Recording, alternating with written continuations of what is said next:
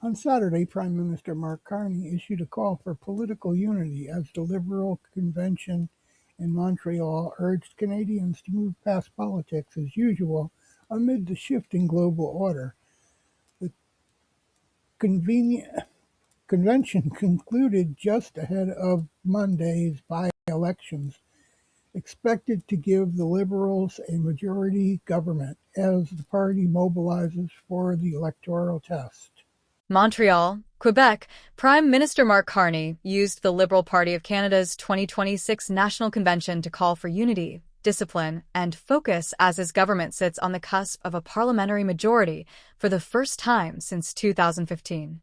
Speaking to thousands of delegates at the Palais Congress in Montreal on Saturday, Carney said the Liberals must keep our elbows up, our heads down, and our eyes open as they prepare to govern without relying on opposition votes. The message comes days after Conservative MP Marilyn Gladu crossed the floor to join the Liberals, a defection that leaves Carney's caucus at 171 seats, just one shy of the 172 required for a majority in the 343-seat House of Commons. The convention, the first major policy gathering held without Justin Trudeau's leadership in over a decade, has been marked by what organizers describe as a euphoric atmosphere.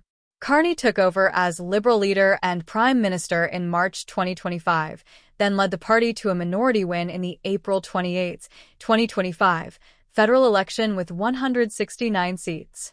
Since then, a series of floor crossings and strong polling have shifted momentum. Aggregator 338 Canada now places Liberal support at 45% nationally, the party's highest level in nearly half a century. Carney told delegates that Canadians expect action, not division.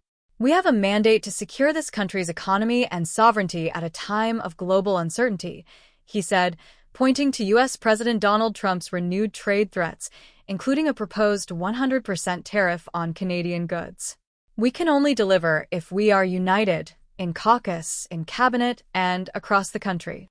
The Prime Minister laid out an economic agenda focused on interprovincial trade, defense procurement, and made-in-Canada supply chains for steel, aluminum, critical minerals, and autos.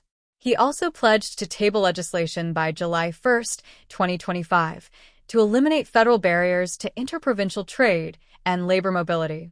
Convention-goers, many of them first-time attendees drawn by the Carney effect, passed resolutions on housing, clean growth, and national security. Recent Abacus data polling shows optimism about Canada's direction has hit a multi-year high, with 42% saying the country is headed in the right direction, and the Liberals opening their largest lead since Carney became leader.